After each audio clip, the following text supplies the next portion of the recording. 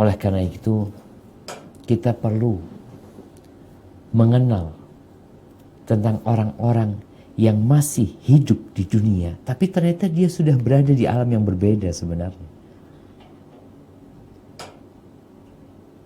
Kita perlu mengkaji tentang manusia ini.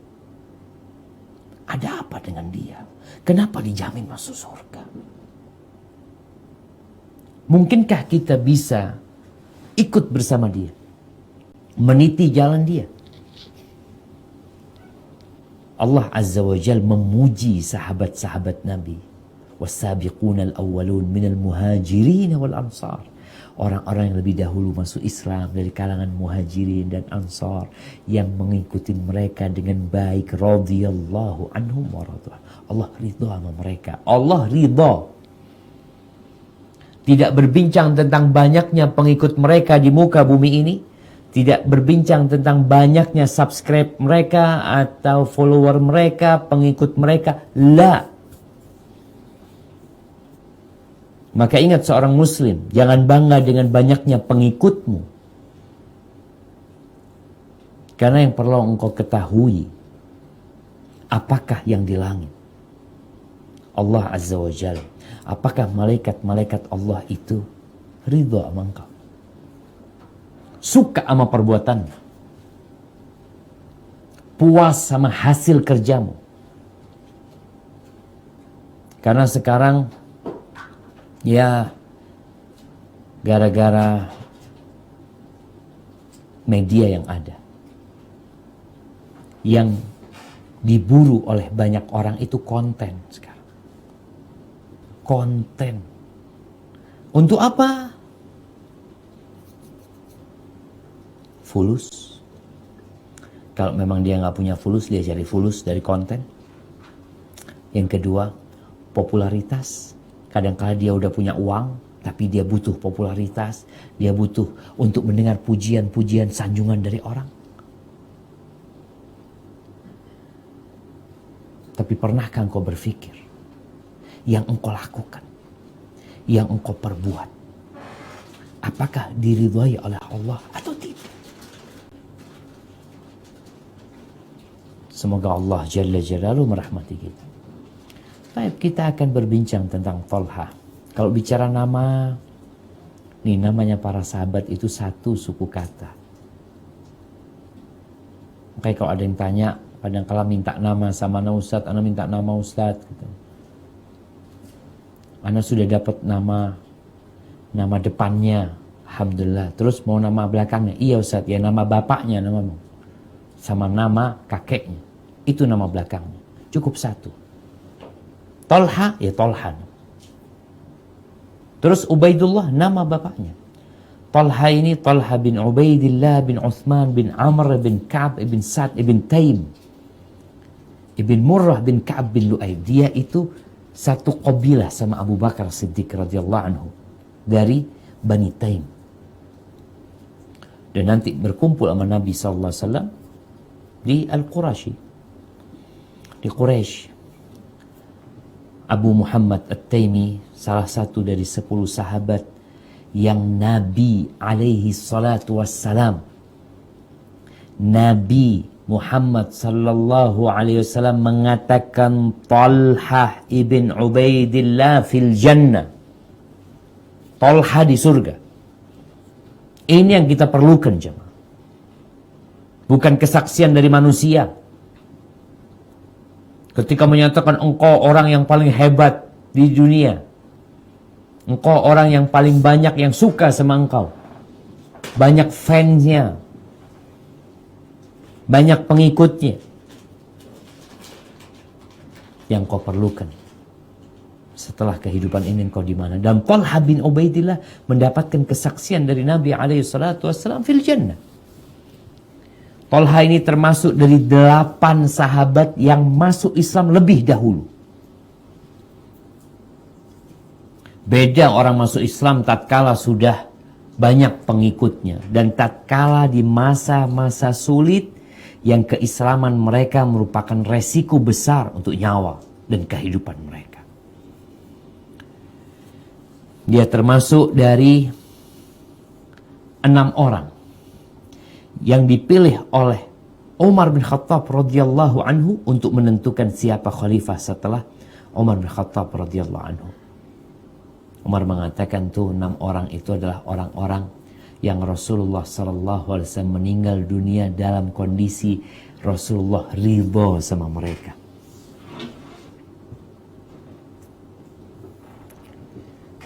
Kemudian Talha bin Ubaidillah, dia termasuk yang berada dalam catatan kebaikannya Abu Bakar Siddiq radhiyallahu anhu.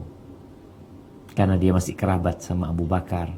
Abu Bakar mendakwai Talha bin Ubaidillah dan Talha masuk Islam lewat Abu Bakar Siddiq radhiyallahu anhu.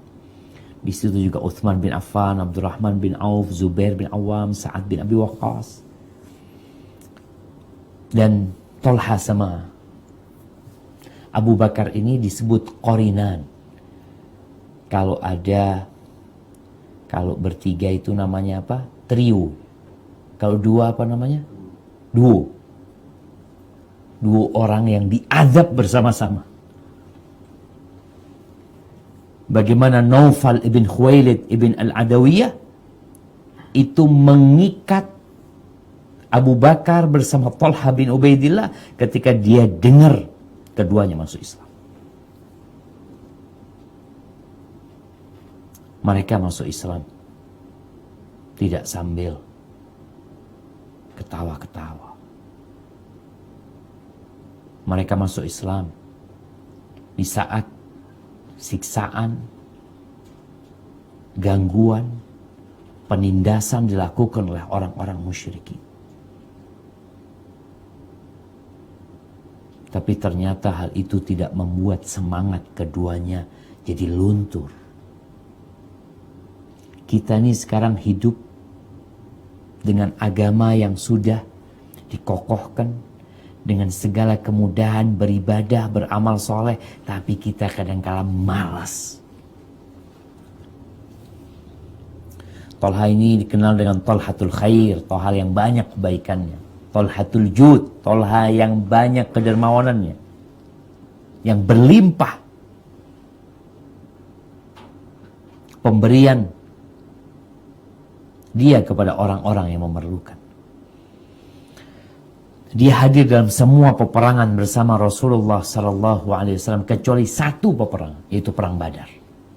Dia nggak hadir karena memang ada urusan di Syam. Ada yang meriwayatkan dia memang sedang mengintai kafilah dagangnya Abu Sufyan. Yang Rasulullah sallallahu alaihi wasallam keluar dari kota Madinah untuk menghadang. Dan baru nyampe ketika peperangan sudah usai. Sehingga Talha nggak ikut perang bersama Sa'id bin Zaid, tapi keduanya dapat bagian harta rampasan perang yang dibagikan oleh Nabi alaihi salatu wassalam. Ya, kalau bicara perawakannya, dia tidak terlalu tinggi besar, enggak. Orangnya pertengahan, adem, kulitnya mungkin tidak terlalu putih, rambutnya enggak keriting, enggak lurus, dan ibunya masuk Islam bersama Talha dan hijrah sampai ke kota Madinah. Ahibati fillah. Kapan dilahirkan Talha? Kira-kira 28 tahun sebelum hijrahnya Nabi Muhammad SAW. Nah, berarti ketika Nabi berdakwah, Talha umurnya ya 15 tahun ke atas. Jemaah rahimakumullah. Kebanyakan pengikut Nabi itu adalah anak-anak muda. Bukan yang sepuh-sepuh. Karena memang mendakwain orang yang sudah bertahun-tahun dengan keyakinan yang menyimpang itu berat. Sedangkan anak-anak muda, biasanya mereka jiwanya masih labil. Mudah berubah dia. Sehingga kebenaran ketika disampaikan kepada dia, dan dia menggunakan akal sehatnya, Tentunya dengan petunjuk dari Allah Subhanahu wa taala, mereka menerima kebenaran ini.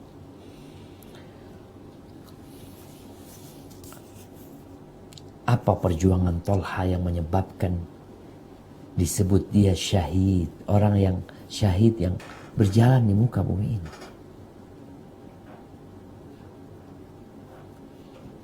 Ketika perang Uhud. Kapan perang Uhud terjadi? Pada tahun ketiga Hijriah. Bagaimana Tolha bin Ubaidillah menggantikan kekosongan dia ketika perang Badar, dia nggak hadir. Kemudian Allah berikan kesempatan kepada Tolha bin Ubaidillah untuk hadir di perang Uhud. Maka dia berjuang mati-matian membela Rasulullah Sallallahu Alaihi Wasallam.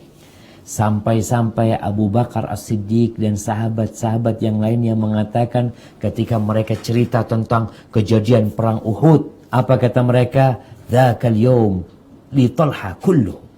Itu hari-harinya Tolha semua. Seakan-akan karena besarnya perjuangan Tolha. Tolha itu, pahlawan Uhud itu Tolha radhiyallahu anhu. Diriwayatkan oleh Jabir bin Abdullah radhiyallahu anhuma. Apa kata Jabir? Lamma kana yaum Uhud wa walla an-nas. Ketika perang Uhud, orang-orang saat itu berlarian. Kita tahu perang Uhud di mana orang-orang musyrikin membawa 3.000 tentara. Pasukan umat Islam yang sampai di Uhud ada 700 orang. 50 orang diletakkan di Jabal Ainain, di Bukit Pemanah, untuk melindungi punggung mereka. Di awal peperangan Allah memberikan kemenangan kepada umat Islam karena mereka taat dan patuh dengan ketentuan yang dibuat. Tapi setelah Allah memberikan kemenangan, di antara mereka ada yang tergoda dengan dunia. Minkum man yuridud dunya wa minkum man yuridul akhirah. Sebagian kalian ingin dunia dan sebagian kalian ingin akhirat. Thumma sarafakum an. Kemudian dunia yang ada di hadapan mata mereka, kemenangan yang sudah di tangan mereka, lepas dari tangan mereka. Tatkala beberapa orang dari Bukit Pemanah turun untuk membantu para sahabat mengumpulkan harta rampasan perang, maka datanglah Khalid ibn Walid yang tatkala itu masih kafir bersama pasukan berkudanya, menyerang umat Islam dari punggung mereka, maka barisan umat Islam kocar kacir. Ini cerita Jabir bin Abdullah. Ketika orang itu pada lari, bertaburan mereka jemaah. Sebagian ada yang ke gunung Uhud, sebagian ada yang ke dalam kota Madinah. Kana Rasulullah sallallahu alaihi wasallam fi nahiyatin fi 12 rajulan minal ansar. Ketika itu Nabi alaihi salatu wassalam sedang berada di pojok di satu sisi dari Uhud sana bersama 12 orang dari kalangan Ansar. Wa fihim Talha bin Ubaidillah. Bersama orang-orang Ansar ini ada Talha bin Ubaidillah. Dikatakan orang Ansarnya itu ada 9 orang, ada 2 orang dari kalangan Muhajirin, ada Talha bin Ubaidillah dan Sa'ad bin Abi Waqqas, kemudian Nabi Muhammad SAW. Mereka ber-12 jadi. Fa'adrakahumul musyriku. Mereka akhirnya dikepung sama orang-orang musyrikin. Didatengin nih jamaah, yang 12 orang ini. Nabi sedang menuju ke gunung. Orang-orang musyrikin mengejar dari belakang. Dengan jumlah yang banyak. Lalu Rasulullah SAW menoleh. Melihat bagaimana pasukan musyrikin bergerak dengan cepat mengejar. Manil qaum. Siapa yang menghalangi mereka? Dan kita tahu jemaah dalam peperangan itu Kalau ada orang yang hendak berpindah dari satu tempat ke tempat lainnya, biasanya ada yang melindungi. Engkau jalan, aku di sini. Maka Nabi SAW mengatakan, siapa yang akan menghalangi mereka, menghadang mereka? Faqala Talha, ana. Aku Nabi SAW. Kata Talha, kama anta, enggak, jangan engkau. Kau tetap di sini. Faqala rajulun minal ansar, ana ya Rasulullah. Aku wahai Rasulullah, kata salah seorang dari kalangan Ansar, anta, engkau berangkat. Maka orang ini berjuang jamaah, menghadang pasukan musyrikin, akhirnya dia terbunuh. Nabi jalan lagi, ngelihat ternyata masih dikejar. Lalu Rasul SAW mengatakan, man lil qaum, siapa yang mau menghalangi mereka? Talha mengatakan, aku. Kata Nabi SAW, engkau tetap di posisimu. Orang Ansar lagi mengatakan, aku ya Rasulullah, engkau berangkat. Dia akhirnya berjuang menghalau orang-orang musyrikin dan dia terbunuh. Terus beliau mengatakan itu sampai satu persatu dari kalangan orang-orang Ansor tewas. 9 orang tewas. Hatta baqiya Rasulullah sallallahu alaihi wasallam wa Talha bin Ubaidillah. Yang tersisa Nabi sama Talha. Faqala Rasulullah sallallahu alaihi wasallam, man lil qaum? Siapa yang menghalangi mereka? Faqala Talha, ana. Aku ya Rasulullah SAW. Maka Talha kemudian berjuang seperti 11 orang tadi. Jadi memang riwayat ada yang mengatakan 9, ada yang mengatakan 12 orang itu bersama Talha. Berarti 11 orang dari kalangan Ansar. Maka Talha akhirnya berjuang jamaah, menghalau mereka sampai jari-jarinya terputus. Di tubuhnya ini ada puluhan luka. Ini Talha yang bela Nabi SAW tidak kebal. Masih ada umat Islam yang mencari ilmu kebal, agar tatkala engkau berperang, berjihad di jalan Allah, engkau tidak mati, mereka mencari kematian. Mereka mencari syahada. Kita lihat tuh 11 orang Ansar semuanya tewas. Lalu seorang berpikir untuk belajar ilmu kebal supaya tidak mati. Dari mana kau belajar ilmu tersebut? Nabi yang mengajarkannya kepada para sahabat.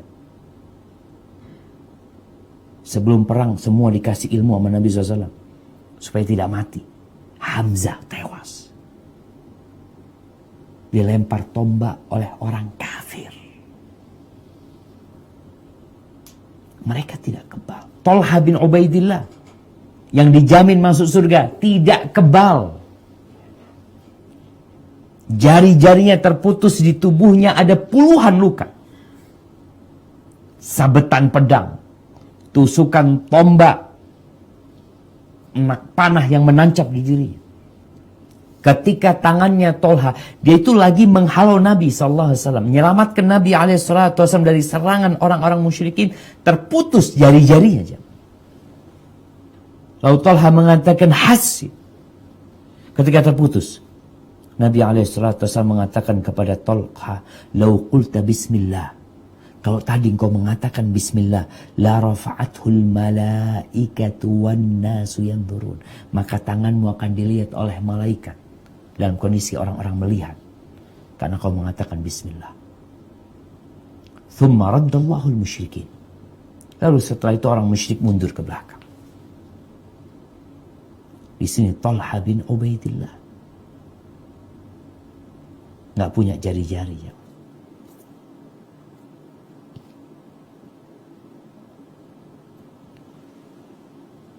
Kita melihat manusia itu jadi indah ya, ketika jari-jari tangannya lengkap. Ketika hanya ada 2, jelek. Ketika nggak ada, ya nggak bagus. Tapi itulah kehidupan dunia. Kita diciptakan bukan untuk kehilangan tangan kita, tapi kita diciptakan untuk kehilangan segala sesuatu. 11 sahabat kehilangan jiwa raga mereka. Dan Talha demi menjaga Rasulullah SAW, dia terluka sampai tangannya itu, jari-jarinya putus. Al-Imam Bukhari dalam kitab sahihnya meriwayatkan dari hadis Qais ibn Abi Hazim. Qala ra'aitu yada Talha bin Ubaidillah syalla. Aku melihat tangan Talha bin Ubaidillah enggak ada jari-jarinya. Waqa biha an-nabiy sallallahu alaihi wasallam. Dia melindungi Rasulullah sallallahu alaihi wasallam pada waktu perang Uhud. Dan Nabi sendiri sallallahu alaihi wasallam, Nabi sendiri qad kusirat rubaiyatuhu. Gigi serinya pecah. Wa jurihat syafatuhu. Bibirnya berdarah sallallahu alaihi wasallam.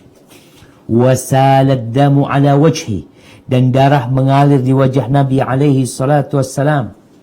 Dan Talha bin Ubaidillah melihat kondisi Nabi seperti itu, maka dia lebih semangat lagi mengeluarkan segala kemampuan dia untuk melindungi Rasulullah sallallahu alaihi wasallam. Kemudian dia balik kepada Nabi alaihi salatu wassalam agar Nabi bisa naik ke Jabal Uhud untuk menyelamatkan dirinya. Disebutkan oleh Zubair bin Awam radhiyallahu anhu dalam hadis riwayat Tirmidzi. Nabi alaihi salatu wasallam ketika perang Uhud itu beliau memakai 2 baju besi. 2 baju besi. Ingat, beliau nggak punya ilmu kebal. Beliau pakai baju besi. Untuk apa? Untuk menghalangi tebasan pedang, tusukan tombak. Beliau pakai 2 baju besi. Fanahadha ila sakhratin falam yastati. Ketika Nabi SAW mundur menuju ke arah Gunung Uhud bersama sahabat tadi yang kita ceritakan, ada 12 orang-orang Ansar bersamanya Talha. Ketika Nabi mau naik ke batu, Nabi nggak bisa. Karena capek. Dan karena berat baju besi yang beliau pakai. Lalu Talha bin Ubaidillah duduk di bawahnya. Menjadikan punggungnya sebagai anak tangga buat Rasul sallallahu alaihi wasallam. Fasa'idan Nabi sallallahu alaihi wasallam hatta stawa ala sakhra. Nabi akhirnya naik sampai beliau berada di atasnya batu. Faqala sami'tu an-nabiy sallallahu alaihi wasallam yaqul aujaba Talha. Nabi mengatakan tentang apa yang dilakukan Talha. Wajib Talha ini sudah. Wajib apa? Wajabat lahul jannah. Ya, wajib dia masuk surga. Ahibati fillah, hari Uhud semua harinya Talha bin Ubaidillah. Disebutkan dalam kitab Hilyatul Awliya, kejadian ketika Nabi SAW sudah naik ke batu sana yang dibantu oleh Talha. Aisyah radhiyallahu anha menceritakan, kana Abu Bakar idza dzakara yauma Uhud qala dzalika kulluhu yauma Talha. Abu Bakar kalau mengenang hari Uhud, itu hari semuanya milik Talha. Kuntu awwala man fa yauma Uhud. Aku termasuk orang yang awal kembali ketika perang Uhud. Setelah kocar-kacir barisan umat Islam, Abu Bakar termasuk yang awal balik. Menjumpai Nabi SAW. Faqala li Rasulullah SAW wali Abi Ubaidah ibn Jarrah. Nabi mengatakan kepada aku dan kepada Abu Ubaidah ibn Jarrah, alaikuma sahibakuma. Talha, kau lihat Talha. Perhatikan Talha. Berdarah-darah Talha. Maka kemudian Abu Bakar bersama Abu Ubaidah memperbaiki kondisi Talha, ya, artinya merawat Talha, dan di tubuh dia ada puluhan luka jemaah dalam rangka melindungi Rasulullah SAW, dan jari jemarinya terputus. Maka yang ingin melihat syahid yang berjalan di muka bumi, kata Jabir bin Abdullah radhiyallahu anhuma, qala sami'tu Rasulullah sallallahu alaihi wasallam yaqul man sarrahu an yanzura ila syahidin yamshi ala wajhil ardi falyanzur ila Talha bin Ubaidillah. Rawahu Tirmidzi. Jabir mendengar Rasulullah sallallahu alaihi wasallam bersabda, barang siapa yang ingin melihat orang yang syahid tapi masih berjalan di muka bumi. Selesai orang ini sudah jamaah. Orang ini orang mati syahid, tapi masih hidup. Masih berjalan di muka bumi ini. Hendaklah dia melihat kepada Talha bin Ubaidillah. Dia cacat seumur hidupnya. Iya. Dia kehilangan jari-jarinya. Tapi buat dia, dzalika fi sabilillah. Kalau kita kehilangan tubuh kita, jemaah, karena jalan Allah Azza wa Jalla, maka seharusnya engkau gembira. Tapi banyak di antara kita kehilangan anggota tubuhnya. Kadangkala karena permainan-permainan. Karena perkara-perkara yang tidak berguna. Dan kadangkala fi sabilis syaitan. Di jalan syaitan. Ini Talha. Nabi mengatakan yang ingin melihat orang yang mati syahid, yang berjalan di muka bumi ini, lihat Talha. Ahibati fillah, Allah Azza wa Jalla berfirman di surah Al-Ahzab ayat 23. Di surah Al-Ahzab ayat 23.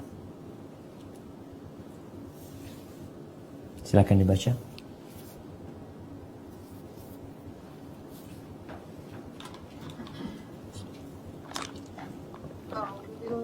من الشيطان الرجيم من المؤمنين رجال صدقوا ما عاهدوا من المؤمنين رجال صدقوا ما عاهدوا الله عليه فمنهم من قضى نحبه ومنهم من ينتظر وما بدلوا تبديلا. Di antara orang-orang mukmin itu ada orang-orang yang menepati apa yang telah mereka janjikan kepada Allah, dan di antara mereka ada yang gugur, dan di antara mereka ada pula yang menunggu-nunggu, dan mereka sedikit pun tidak mengubah janjinya. Naam jemaah. Allah menyebutkan tentang para sahabat Nabi, tentang orang-orang yang beriman. Mereka jujur kepada Allah. Mereka menepati apa yang telah mereka janjikan kepada Allah. Bahwa mereka akan teguh dan sabar ketika berjihad di jalan Allah Azza wa Jalla. Di antara mereka ada yang gugur. Meninggal terbunuh di jalan Allah. Dan di antara mereka ada yang sedang dalam penantian. Dan sama sekali mereka tidak merubah janji-janji mereka. Mereka bukan orang-orang munafik. Subhanallah. Diriwayatkan dengan salatnya kepada Musa wa Isa, putranya Talha. Dari kedua ayah Talha. Bahwa sahabat-sahabat Nabi itu pernah mengatakan kepada salah satu orang Badui, coba tanyakan sama Nabi SAW tentang man qadha nahbahu. Tadi di ayat yang kita baca, minhum man qadha nahbahu. Di antara mereka ada yang gugur, di antara mereka ada yang menanti. Para sahabat mau tanya sama Nabi SAW, mereka sungkan. Mereka nggak enak. Kalau ada orang Badui, mereka suka karena orang Badui ini polos ya. Kalau suruh tanya, dia tanya. Maka para sahabat meminta kepada orang Badui ini agar bertanya kepada Nabi SAW tentang ayat itu berkaitan dengan orang-orang man qadha nahbahu. Ada di antara mereka yang telah menyelesaikan urusan. Gugur. Akhirnya ini para sahabat nggak mau bertanya karena tadi mereka mengagungkan Nabi SAW. Orang Badui ini tanya. Nabi tidak menjawab. Nabi berpaling. Thumma sa'alahu fa'a'rada anhu. Tanya lagi, Nabi tidak menjawab. Thumma inni tara'tu min babil masjid. Lalu kata Talha bin Ubaidillah, hari itu aku masuk ke Masjid Nabawi dan aku pakai baju warna hijau, kata Talha.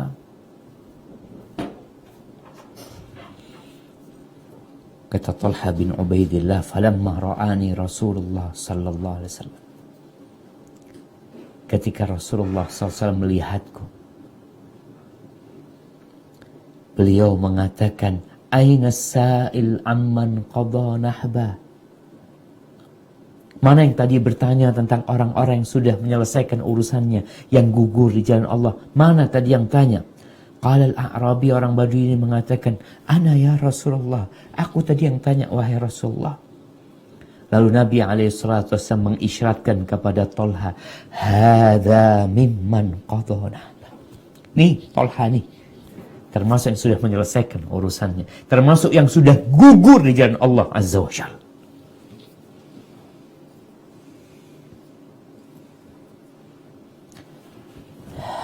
Ahibati fillah, Talha telah memberikan segala-galanya. Bukan cuma jiwanya, hartanya dia berikan. Sebagian tubuhnya pun dia relakan. Tidak yang tersisa dari dia kecuali menunggu, menanti ajal menjemput dia. Di antara pokok akhlak yang mulia itu adalah asy-syaja'ah, keberanian. Keberanian ini ada dua. Keberanian mengorbankan jiwa dan keberanian mengorbankan harta. Makanya kalau kita lihat orang-orang mujahidin fi sabilillah, apa sih yang Allah minta dari mereka? Yujahiduna bi amwalihim wa anfusihim. Mereka berjuang dengan harta mereka dan jiwa mereka. Katanya kalau ingin kaya, kalau ingin jadi bisnismen yang sukses itu harus berani. Dia harus ambil resiko. Kalau ingin keuntungan sedikit, ya modal dikit. Tapi kalau ingin untung banyak, ya resikonya semakin besar. Ketika yang ditawarkan oleh Allah Azza wa Jal, surga yang luasnya seluas langit dan bumi, maka apa yang harus engkau korbankan kalau engkau bisnismen? Kita lihat sebagian orang investasi sampai jual rumahnya, jual tanahnya. Karena dalam bayangan dia, ini investasi yang sangat menguntungkan. Sampai pinjam uang dia, hutang jemaah. Bagaimana dengan investasi meraih surga Allah Azza wa Jalla? Kalau bicara nyawa, Talha udah siap. Bahkan sejatinya dia terhitung dari orang-orang yang sudah mati di muka bumi ini. Yang sudah menyelesaikan urusan dia. Sudah menepati janji-janji dia. Untuk berjuang dan sabar, teguh, berkorban dengan segala yang dia miliki. Ada Talha bin Ubaidillah. Kalau bicara urusan harta, jangan ditanya. Talha ini dikenal dengan Talhatul Khair. Talha yang banyak kebaikannya. Al-Asma'i mengatakan, telah menyampaikan kepada kami, Ibn Imran, Qadil Madinah. Dia adalah hakim di kota Madinah. Dia mengatakan bahwasanya Talha itu mendapatkan gelar Talhatul Khair, Talha yang banyak kebaikannya, Talha Al-Fayyad, yang jangan ditanya sedekahnya, dikenal juga Talhatut Talhat, Talhanya Talha. Wa annahu fada 'ashratan min usara Badr. 10 dari tawanan perang Badar itu Talha yang bayarin. Ditebus sama uangnya Talha. Wa ja'a yamshi bainahum. Dan dia jalan di antara mereka. Lalu wa annahu su'ila birahimin. Lalu ada di antara mereka yang minta Ya minta bantuan dari Tolha. Dengan mengatasnamakan rahim. Kita tahu kita diperintahkan untuk menjaga silaturahim kita. Kalau antum mau berbagi harta, yang paling berhak mendapatkannya adalah rahimmu. Lalu Talha mengatakan, ma su'iltu bihadir rahim qabla al-yawm. Aku nggak pernah diminta dengan rahim kecuali hari ini. Hari ini aku diingatkan dengan rahimku. Atas nama rahim dia meminta. Lalu dia mengatakan, waqad bi'tu ha'itan li bitis amiyati alfi dirham. Aku baru saja menjual kebunku. Ini ada orang minta dengan rahim. Talha mengatakan, aku baru menjual kebunku seharga 900 dirham. 900 dirham. 10 dirham itu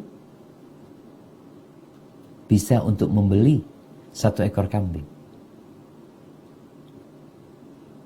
Jadi kalau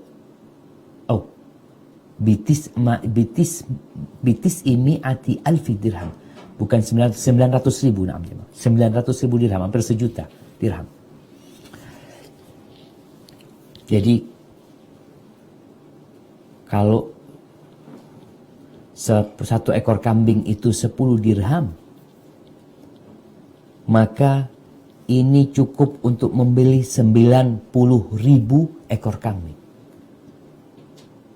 Kalau 1 kambing 1 juta, maka 90.000 juta. 90 miliar. Diminta. Dikasih enggak sama Talha? Ketika ada yang minta dengan nama rahim. Kata Talha, fa in syi'ta irtaja'tuhu wa ataituka. Kalau engkau mau, aku batalkan jual belinya. Aku kasihkan kebun itu kepadamu. Kalau engkau mau, ya uangnya aja engkau ambil. Siapa yang mau ngasih 90.000 dirham? 90 miliar. Subhanallah. Al-Madaini mengatakan, innama sumiya Talha bin Ubaidillah al-Khuzai Talhatut Talhat. Talha ini dinamai Talhanya Talha. Talhanya Talha. Liannahu ishtara mi'ata gulamin. Karena dia pernah membeli 100 budak. 100 budak dia beli. Mahal harganya budak. Ribuan bisa puluhan ribu. Dia beli 100 budak laki-laki. Wa a'taqahum. Kemudian sama Talha dibebaskan. Bukan dipekerjakan. Talha tidak berpikir untuk investasi. Oh ini kalau aku memiliki 100 budak. Yang kalau aku pekerjakan setiap hari akan memberikan setoran kepadaku sekian. Setiap bulan akan memberikan harta yang banyak. Iya, itu investasi. Tapi ada investasi yang lebih dari itu. Sama Talha tuh 100 budak dibebaskan. Cukup dibebaskan? Enggak. Setelah dibebaskan, dinikahkan. Talha yang membayarkan maharnya. Untuk 100 orang budak ini nikah massal mungkin pada masa itu. Wallahu a'lam seperti apa pernikahannya. Talha yang menikahkan mereka. Fakullu mauludin lahu sammahu Talha. Setiap yang lahir dari mereka ini, orang-orang menamakan anaknya Talha. Kalau dari 100 anak itu jamaah, 100 budak itu lahir, anggap 50 orang atau 40 orang. Semua anaknya dikasih nama Talha. Maka dikenal dengan Talhatut Talha. Diriwayatkan pula tentang kalau tadi dia yang ada orang yang datang kepada dia yang meminta dengan rahim ya. Talha lagi jalan, ada orang minta dengan rahim lalu dikasih kebunnya atau uangnya. Talha ini disebutkan pernah dapat fulus yang banyak sekali. 400 atau 600, 400, anggap 400 ribu dirham. Malam itu nggak bisa tidur. Lalu istrinya melihat suaminya kebingungan. Ditanya kenapa? Ya, ini harta yang banyak seperti ini bikin dia jadi nggak bisa tidur. Akhirnya kata istrinya, ya udah, engkau panggil, bagikan. Dibagikan. Malam itu habis harta tersebut. Satu malam. 40 miliar. 400.000 dirham, kalau hitungannya dianggap 40 miliar. Subhanallah.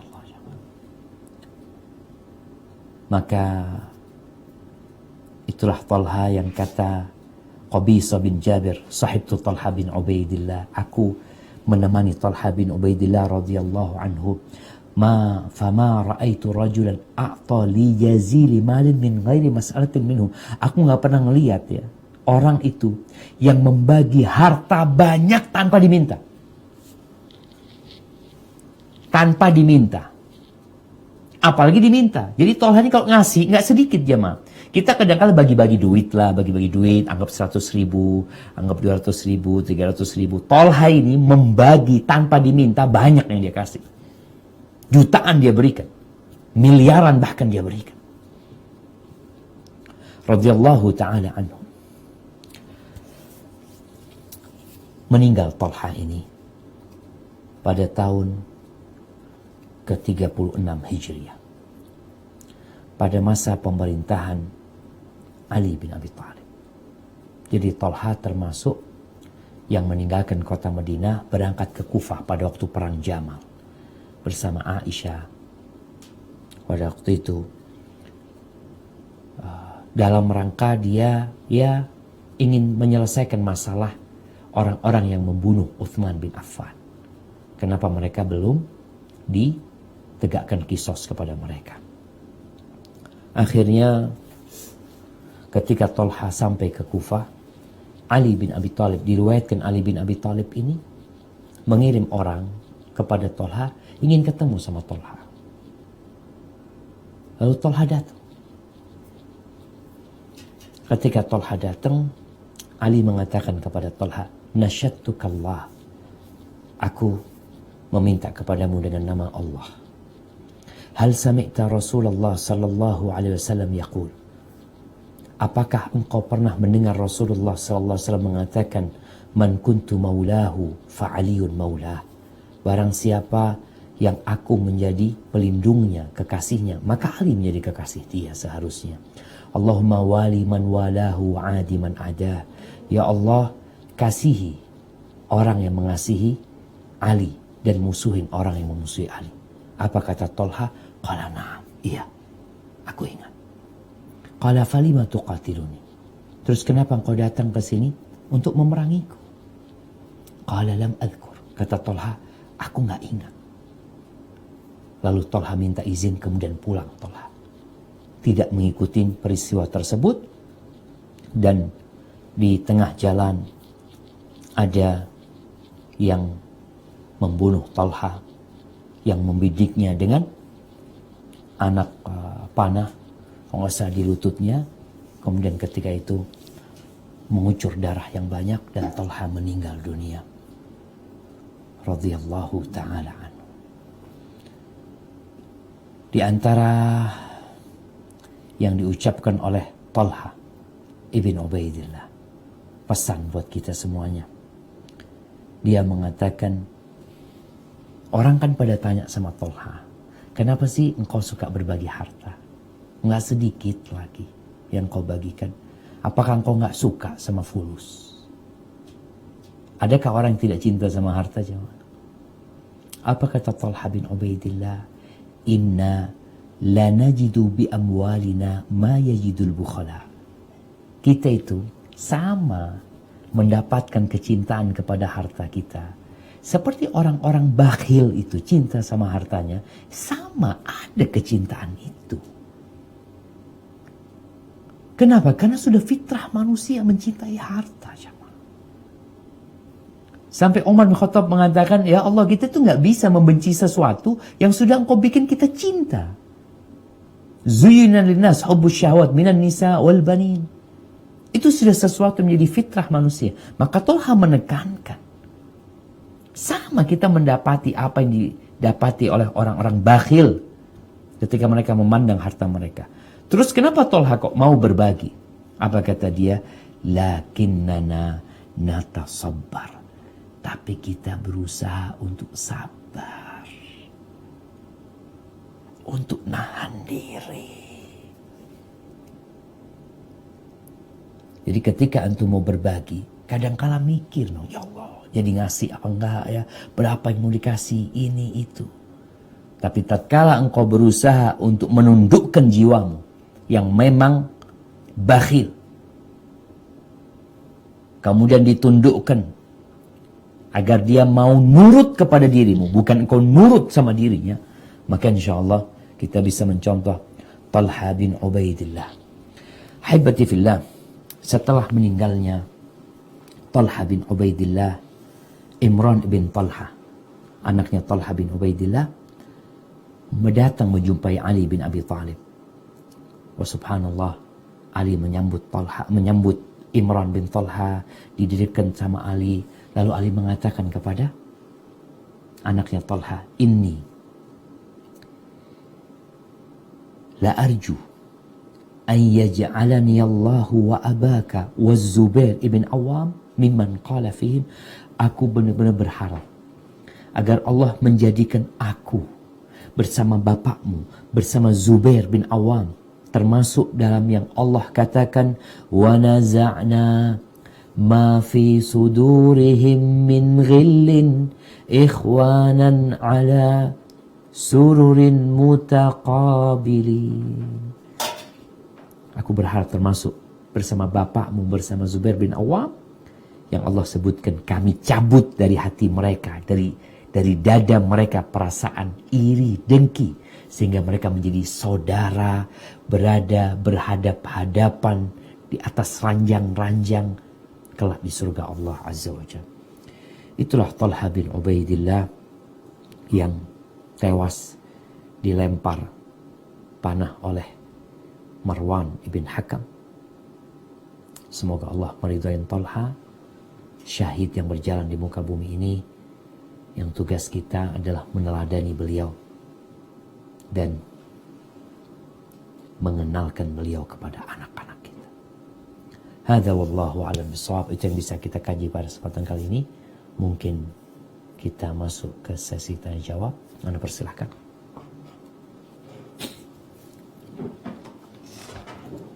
Naam, tafadhal. Assalamualaikum warahmatullahi wabarakatuh, Ustaz. Waalaikumsalam warahmatullahi wabarakatuh. Naam, tafadhali.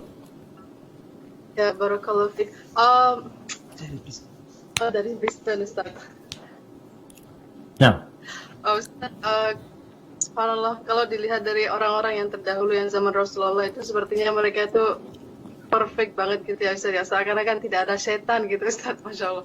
Amalan dan ibadahnya kan sudah jelas, makanya mereka dijamin surga. Sedangkan kalau hidup di saat ini kan Ustaz, kok sepertinya susah gitu ya Ustaz. Seperti kayak misal niat mau buka HP, dengerin ceramah, tapi malah lihat yang lain terus tertarik, terus akhirnya malah jadi nonton yang enggak ya seperti ya gimana ya Ustaz, biar kita bisa menjadi hamba yang pantas untuk dimasukkan Allah ke surga. Nah, dengan amalan seperti itu. Jazakallah khair. Nah, barakallahu fiik. Wallahi jamaah, memang kalau kita melihat perjuangan orang-orang terdahulu itu, kadang-kala muncul di diri kita perasaan, mungkinkah kita masuk surga jamaah? Orang kayak kita ini mungkin gak masuk surga? Ternyata para sahabat Nabi untuk meraih surga Allah itu mereka harus berjuang. Mereka berkorban. Meninggalkan kesenangan mereka. Karena mereka tahu kehidupan ini bukan untuk bersenang-senang. Bagaimana mereka hidup di sebagian kehidupan mereka dengan cacat di tubuh mereka. Ya. Kalau dibicara godaan, sebenarnya godaan itu tetap sama. para sahabat digoda. Tadi Anda sebutkan di awal, kita ini sekarang ibadah nggak perlu sembunyi-sembunyi kayak para sahabat dulu.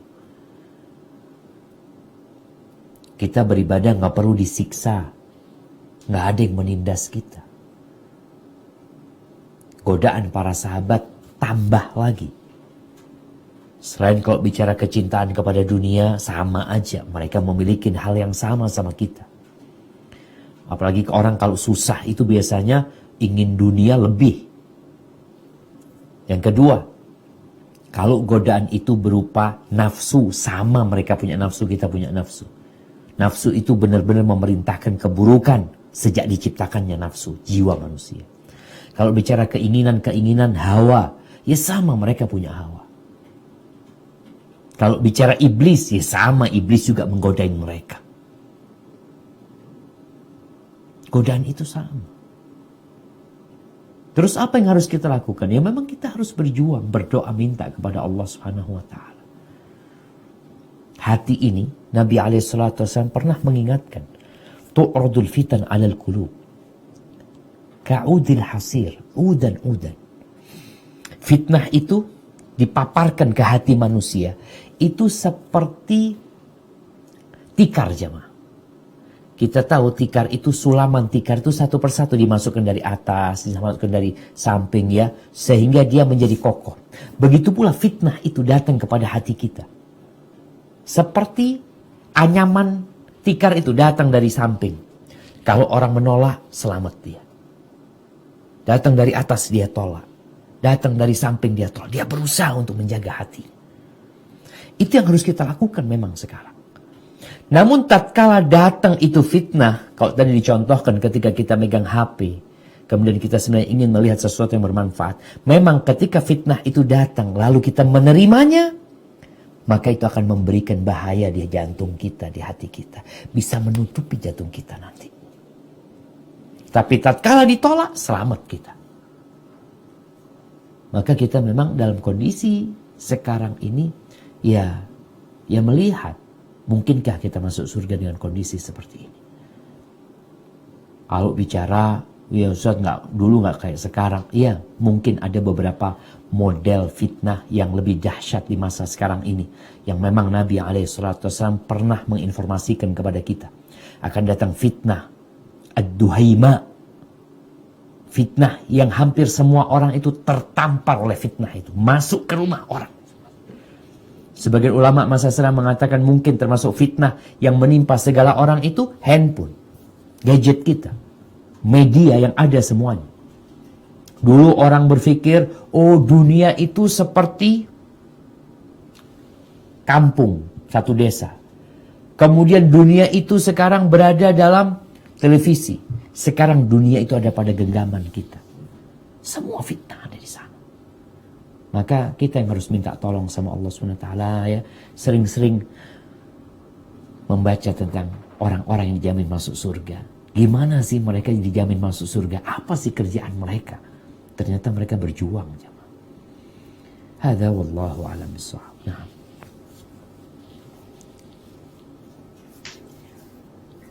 Barakallahu fiik Ustaz, ini ada pertanyaan dari Canberra.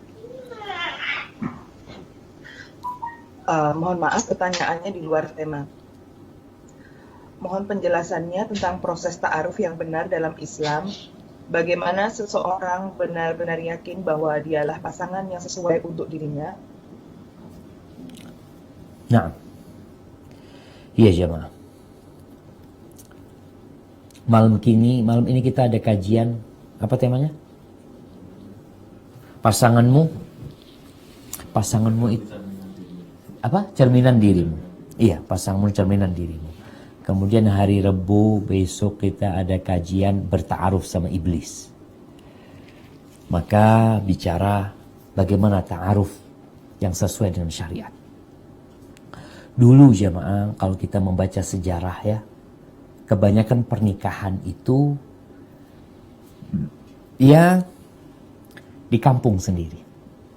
Nabi SAW menikah ya sama orang-orang Madinah. Jadi yang udah tahu gitu. Ta'aruf itu tujuannya adalah mengetahui dia. Mengetahui. Bukan pacaran sama dia, bukan PDKT, nggak tahu apakah dia pantas atau tidak. Jadi kalau sudah tahu, ya nggak usah ta'aruf. Contohnya, ana mau nikah sama sepupu ana. Ana udah tahu sama dia. Dari kecil ana bareng dia. Kemudian keluarga juga udah pada tahu sama dia. Jadi nggak perlu ta'aruf lagi karena udah tahu. Nabi SAW pernah menikahi Sofia, ya putrinya pemimpin. Beliau udah tahu sama Sofia. Apalagi di balik itu ada tujuan kenapa dia menikahi Sofia sallallahu alaihi wasallam. Jadi kalau ta'aruf yang syar'i itu bagaimana engkau mengenal calonmu. Kalau sudah kenal nggak usah kenalan. Tapi kalau nggak kenal Ustaz, ana nggak tahu sama fulan Ustaz. Ana nggak tahu sama fulan datang meminang. Sekarang kan banyak pernikahan beda pulau, pernikahan beda kota. Sehingga memang kita benar-benar nggak tahu dia itu siapa. Di sini perlu ta'aruf dengan cara mengetahui akhlak dan agamanya. Bagaimana mengetahui akhlak seseorang? Ya nggak bertanya sama dia. Jangan, kamu itu bakhil apa enggak? Ya nggak seperti itulah. Cari tahu dia ini seperti apa. Bagaimana cara mengetahui? Cari tahu dari kawan dia. Dari tetangga dia. Dari orang-orang yang dekat sama dia. Cari tahu bagaimana kalau dia perempuan atau laki, bagaimana dia sama orang tuanya. Bukan dari lisan dia, tapi dari orang yang melihat kondisi dia. Bagaimana dia sama kakak adiknya. Bagaimana dia sama keponakannya. Bagaimana dia sama tetangganya. Ini ilmu yang kita perlukan. Kalau berkaitan dengan wajah, ya nggak perlu diceritai orang. Kita datang lihat wajahnya jadi tahu. Oh wajahnya kayak gitu. Tapi menikah itu bukan hanya dengan wajahnya, tapi dengan akhlak dan karakter dia. Maka segala cara yang bisa untuk mengenalin dia selama cara itu syar'i, silahkan. Bolehkah ngobrol sama dia? Kalau ada yang diperlukan untuk dibicarakan, tafadhol bicara sama dia tanpa ada khalwat. Jadi kalau kemudian tahu dari mana dia itu memang pasangan kita, ya kita nggak tahu. Cuma kalau bicara cocok, engkau sudah cocok enggak? Kalau kita mau beli handphone, kan kita udah tahu yang kita perlukan itu apa. Oh, ana perlu yang 2 kamera, ana perlu yang prosesornya seperti ini, ana perlu ini, ya seperti itu kira-kira. Setelah engkau dapat informasi yang cocok, mengikuti arahan syariat, silahkan kau meminang dia. Tapi jangan lupa untuk istikharah, minta pilihan dari Allah Subhanahu wa ta'ala. Mau mengetahui dia lewat Facebooknya, lewat IG-nya, pokoknya engkau harus kenal dia. Jangan sampai beli kucing dalam karung. Susah mau balikinnya nantinya. Barakallahu fikum. Assalamualaikum, kami dari Kuala Lumpur, Malaysia. Barakallahu fikum. Saat ini saya mempekerjakan asisten rumah tangga yang tidak memiliki visa kerja. Dulu sewaktu hendak membuat visa, dia qadarullah paspornya dirampok dengan orang. Jadi dia mengalami kesulitan untuk membuat paspor baru. Apalagi visa sebab tidak bisa juga melapor ke polisi sebagai salah satu syarat untuk membuat paspor baru. Apakah saya berdosa karena memperkerjakan dia, sedang dia perlu pemasukan untuk membiayai kehidupannya di sini sambil menunggu pemutihan atau sistem kemudahan dari KBRI di Malaysia untuk membuat paspor baru. Barakallahu fiik. Iya jemaah. Dulu di Mekah Madinah itu ada yang dikenal kaburan ya. Jadi ada orang-orang yang kabur dari majikannya. Kalau orang itu kabur dari majikan yang resmi, maka kita tidak boleh mempekerjakan dia. Tapi kalau ternyata enggak, dia memang orang bebas sebenarnya. Dia sebenarnya memiliki paspor. Hanya saja disebutkan tadi, dia termasuk orang yang hilang paspornya atau dirampok paspornya. Maka tatkala itu kita membantu dia dengan berusaha nanti menunggu pemutihan, insya Allah nggak ada masalah. Kalau memang niatnya tadi tetap ingin membantu dia memutihkan diri dia. Sehingga dia dapat paspor, menjadi resmi. Karena mau nggak mau kita ini harus ikut peraturan yang ada. Selama peraturan itu tidak bertentangan dengan agama kita, ya kita taatin. Akan tetapi yang perlu digarisbawahi, jangan sampai kita mengambil asisten rumah tangga milik orang.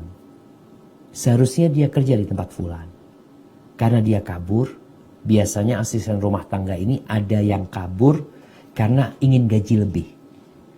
Kalau dia kerja resmi kepada juragannya, gajinya sudah ditentukan. Karena juragan yang mengeluarkan biaya, visa, ya, yang menanggung dia. Tapi kalau dia kerja kepada bukan juragannya, biasanya mendapatkan gaji yang lebih besar. Tapi kalau tadi diceritakan memang sebenarnya dia orang yang bebas, sehingga kalau punya paspor bisa diurus visanya. Tapi karena paspornya nggak ada, maka menjadi kesulitan buat dia. Semoga nanti termasuk yang membantu dia. Kondisinya membantu dia. Dan semoga keberadaan dia juga bermanfaat untuk diri dia secara agama dan secara dunia. Hadza wallahu a'lam bishawab. Assalamualaikum Ustaz. Waalaikumsalam warahmatullahi wabarakatuh. Pertanyaan dari titipan. Apabila ada seorang laki-laki akan menikah dengan calon wanita yang keturunan orang Syiah, apakah si calon wanita ini harus bersyahadat ulang sesuai dengan yang syar'i? Dan menurut pengakuan si calon wanita ini, dia mengikuti si ibunya yang mengikuti sunnah. Mungkin mohon pencerahannya dan solusinya Ustaz. Barakallahu fikum. Ya jamaah. Ketika orang mau menikah ini nggak boleh coba-coba. Karena menikah ini hendak membangun rumah tangga. Kalau kita beli barang nggak cocok, mungkin ada pengembalian, dikatakan 3 hari khiyar. Tapi kalau nikah sampai rumah ternyata nggak benar, anak mau balikin sama orang tua yang ternyata nggak cocok sama dia. Nggak seperti itu pernikahan. Jadi kalau bicara tadi dia menikah dengan seorang perempuan yang bapaknya Syiah, tapi ibunya tidak. Anaknya ini tinggal dilihat, dia ini ikut siapa. Kalau dia ikut bapaknya, jangan dinikahin. Kalau dia ikut ibunya, ya ahlan wa sahlan, silahkan dinikahin. Kalau memang tadi ada kriteria-kriteria di diri dia yang menyebabkan kita tertarik sama dia. Secara agama dan secara akhlak. Kalau nanti nikah, apakah perlu syahadat ulang? Nggak perlu syahadat ulang kalau dia muslim. Kecuali tadi yang Anda katakan kalau ternyata dia ikut bapaknya. Tapi kalau dia ikut ibunya, bismillah. Kemudian jamaah, jangan sampai kita ini lebih mementingkan wajah. Mementingkan penampilan. Lihatlah nih, emak-emak yang dulu cantik. Lambat laun hilang kecantikan. Kalaupun dia tetap kecantikannya, tapi buat suaminya udah biasa. Tiap hari ngelihat bininya, ya udah tiap hari. Malah dia ngelihat bininya tetangga, jadi lebih cantik dari bini dia. Karena dia tidak pernah meninggal bini tetangga. Mungkin seperti itu ada, wallahu a'lam bishawab. Nah.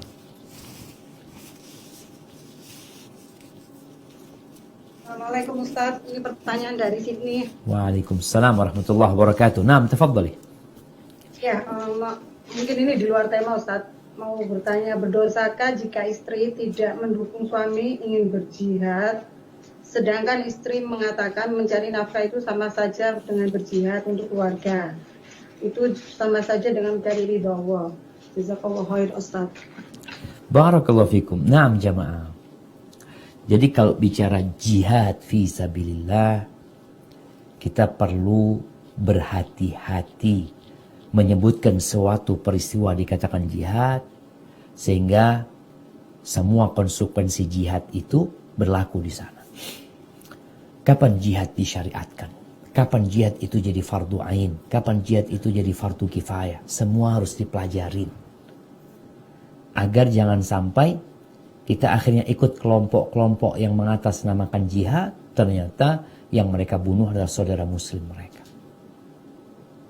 Anda masih ingat di kota Madinah ya, bagaimana ketika itu sedang buka bersama kalau nggak salah. Ada tentara-tentara yang buka bersama di luar Masjid Nabawi. Datang pemuda.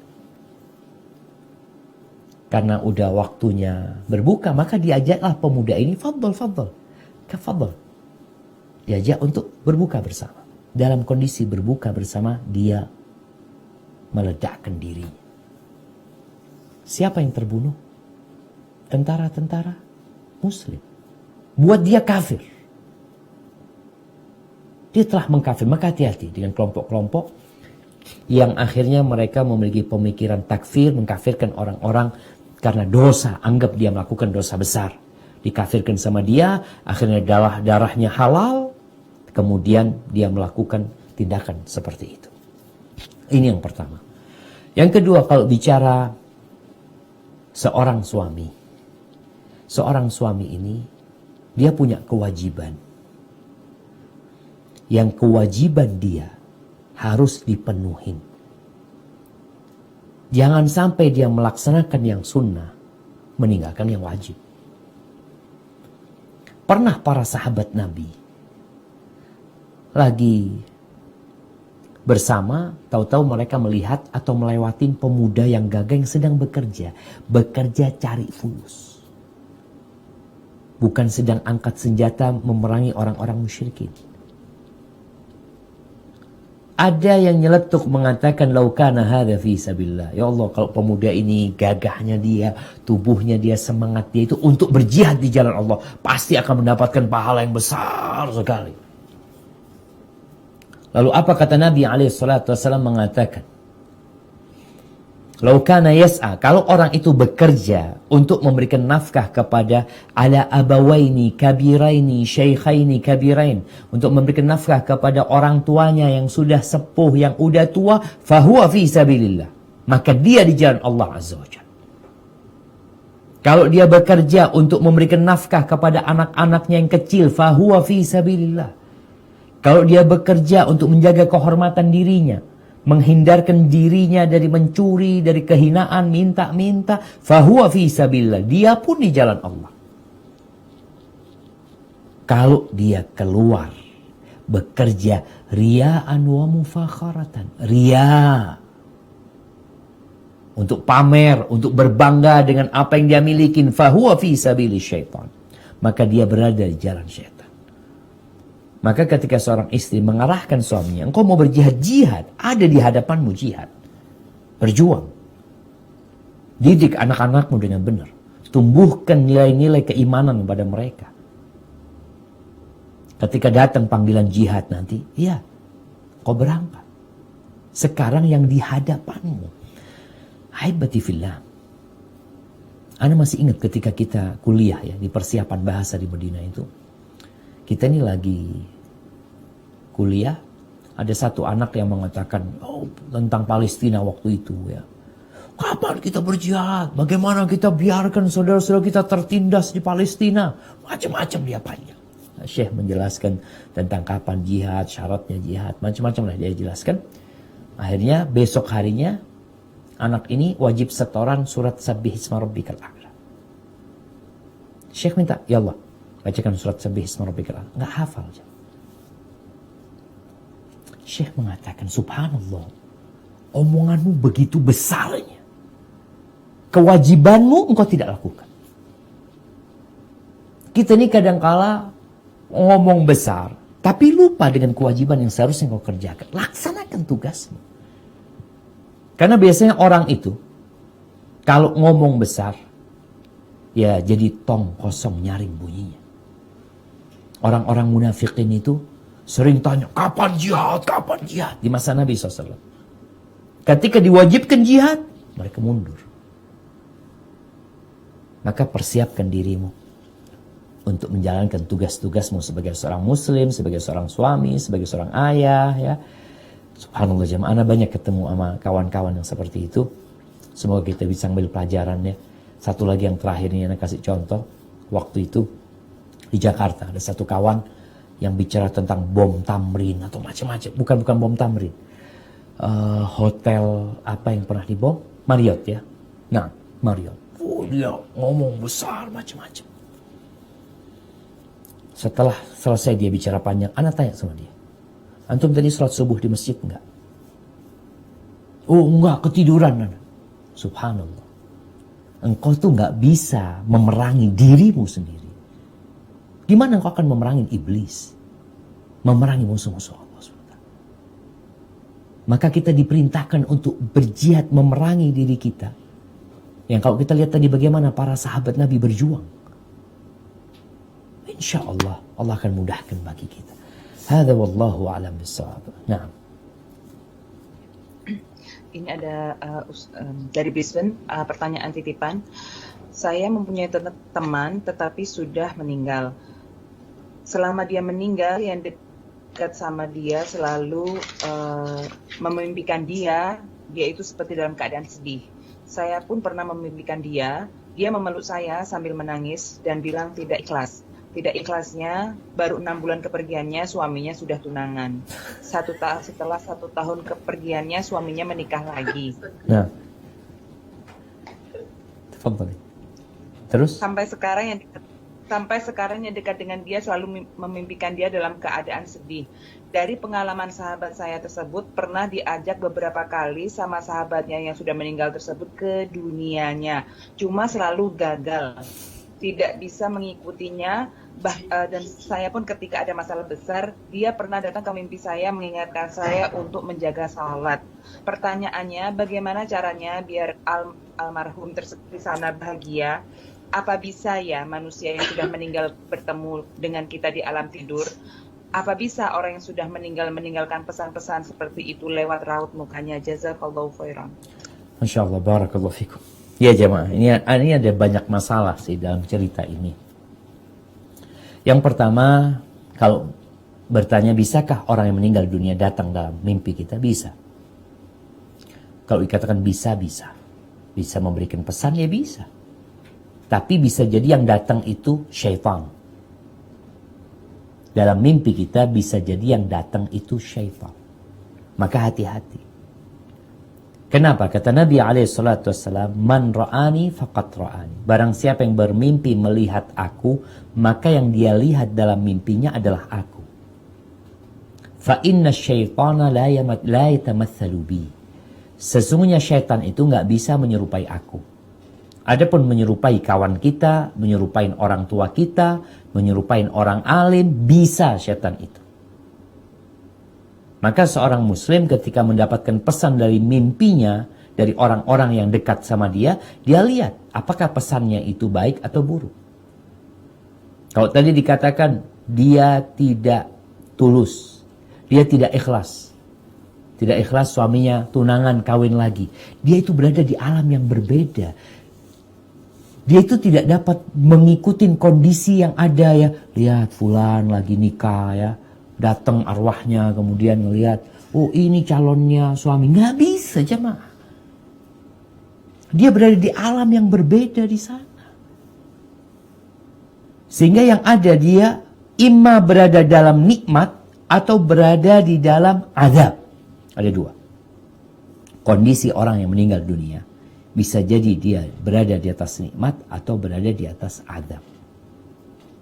Ketika dia berada di atas nikmat ya semoga Allah menerima amalan dia. Dan disitulah dia bisa datang dalam mimpi umpamanya memberikan pesan. Bisa aja itu terjadi. Tapi ingat bukan berarti ruh itu jalan-jalan kemudian bisa mengikuti kondisi orang-orang yang ada di dunia. Enggak. Wa min waraihim barzah. Ada barzah yang menyebabkan mereka nggak bisa ke sini. Maka dilihat. Terus jamaah. Ya. Apa urusannya dia? Suaminya mau kawin lagi. Dia sakit hati di kuburan. Enggak ada. Jadi kalau dikatakan. Apakah Khadijah radhiyallahu ta'ala anha. Yang dia menjadi istri satu-satunya Nabi Muhammad SAW. Kemudian dia meninggal dunia. Lalu Nabi SAW meninggal dengan Aisyah. Menikah dengan Aisyah. Menikah dengan Sauda. Dengan Hafsah. Dengan Zainab. Apakah kemudian pernikahan Nabi SAW membuat Khadijah jadi sakit hati? La. Dia berada dalam kenikmatan di sana. Maka hendaklah Ya kita kalau tahu mimpi seperti itu, bisa jadi yang datang itu setan, bisa jadi memang dia yang datang, dia mungkin tersiksa karena seharusnya dia sudah tenang hidupnya, tapi dia tersiksa di alam sana. Doakan dia, doakan dia. Banyak-banyak membaca Allahumma gfir laha warhamha wa'afiha wa'afu anha. Banyak bacakan itu. Bisa jadi dia tersiksa karena dosa-dosa dia, sehingga dia tidak merasa damai di sana. Hadza wallahu a'lam bishawab. Dan jamaah, seorang suami hari ini istrinya mati, malam dia kawin, boleh. Oh, tidak menyiksa istrinya? Tidak. Urusannya udah selesai. Dan bisa jadi istrinya di sana berada di tempat yang sangat indah sekali. Hadza wallahu a'lam bishawab. Nah, Dari Kuala Lumpur, Malaysia, Ustaz. siap. Melanjuti kasus tenaga kerja yang tadi, ada titipan pertanyaan. Saat ini saya mempekerjakan asisten rumah tangga non-muslim yang menginap setiap hari di rumah. Karena saat ini sangat kesulitan mencari yang muslim dengan visa kerja. Kerjaannya ialah memasak dan membantu mengasuh anak. Mana yang lebih baik, tenaga kerja non-muslim dengan visa atau yang muslim tapi tidak memiliki visa, Ustaz? Jazakallah khair. Iya jamaah. Ya mungkin ada dua perkara di sini. Yang pertama berkaitan dengan urusan kenegaraan. Urusan kenegaraan tentunya ada syarat-syarat yang harus dipenuhi. Yaitu kalau kita bicara harus adanya visa. Resmi lah tenaga kerja tersebut. Baik, kalau sekarang engkau memiliki tenaga kerja non-muslim, tapi dia resmi, boleh nggak? Boleh aja. Pernah ada orang Yahudi membantu Nabi SAW, boleh. Tapi jangan sampai dia itu merawat anakmu, mengasuh anak, jangan. Kalau sekedar mengurusin masak, nyapu ini itu silahkan lah. Mungkin nggak terlalu berbeda antara muslim sama non-muslim kalau urusan pekerjaan seperti itu dan diperbolehkan. Tapi kalau sudah urusannya mendidik anak, ya, kita tahu anak kalau digendong, ya, namanya orang non-muslim, mungkin dia punya senandung-senandung untuk menidurkan anaknya. Kalau ternyata senandung itu senandung kekufuran, dan anak kita mendengar, merekamnya tanpa sadar, itu berbahaya tentunya.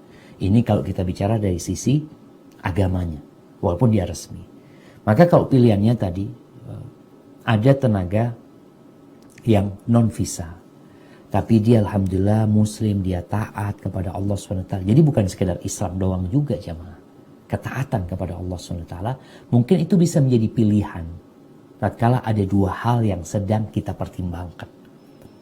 Kita resmi, tidak menyelisih aturan, tapi membahayakan akidah anak kita. Yang satu, ini nggak resmi, tapi aman buat akidah anak kita, ya mungkin kita lebih memilih yang aman buat akidah anak kita. Walaupun kita berbuat salah di sana, ya tentunya semoga Allah memaafkan kita. Jadi ini mempertimbangkan antara mana yang lebih maslahat buat kehidupan kita. Yang namanya salah, ya tetap kita berbuat salah, semoga Allah mengampuni dosa kita. Hadza wallahu a'lam bishawab. Assalamualaikum Ustaz, pertanyaan dari Perth. Waalaikumsalam warahmatullahi wabarakatuh. Apa hukumnya membungkuk jika kita diharuskan karena ikut kelas bela diri? Jazakallah khairan. Membungkuk. Membungkuk kenapa? Kadang kalau lagi sparing tuh mau dia salam hormatnya membungkuk gitu. Iya.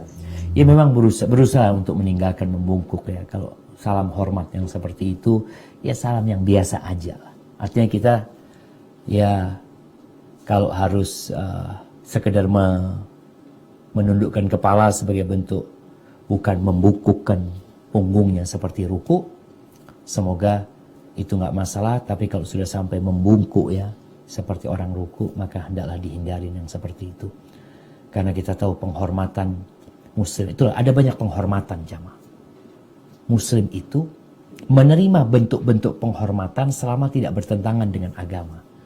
Selama penghormatan itu dalam agama kita nggak apa-apa, walaupun ada yang penghormatannya mungkin ya orang nggak salaman gini ya, atau salaman seperti apa, selama itu tidak bertentangan dengan agama kita, boleh-boleh. Karena dalam tradisi dan budaya itu kita boleh pakai selama tidak bertentangan dengan agama kita. Tapi kalau tadi sudah ada bungkuk ya, seperti orang ruku, maka dihindarin yang seperti itu. Hada wallahu a'lam bissawab.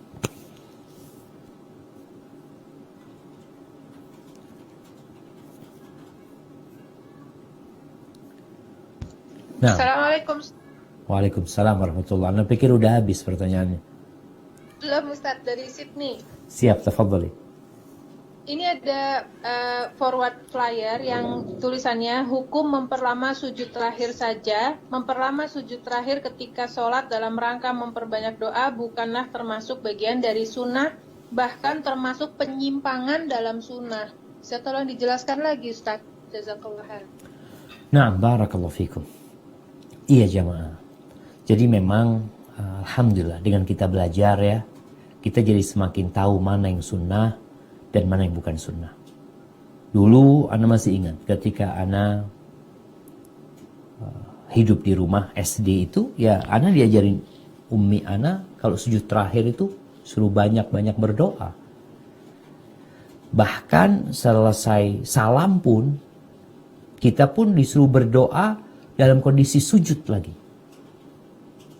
Setelah belajar, ternyata hadis yang berkaitan dengan doa ketika sujud itu sahih. Rasul sallallahu alaihi wasallam mengatakan, "Fa-idza sajadtum fa'akthiru fihi minad du'a." Ketika kalian sujud, maka banyak-banyaklah kalian berdoa. Faqaminun an yustajaba lahu. Karena itu harapannya besar untuk dikabulkan. Nah, sujud yang keberapa? Tidak ada pembatasan dari Nabi SAW. Mau sujud yang pertama, mau sujud yang kedua, mau sujud yang ketiga, mau sujud yang terakhir, boleh semuanya.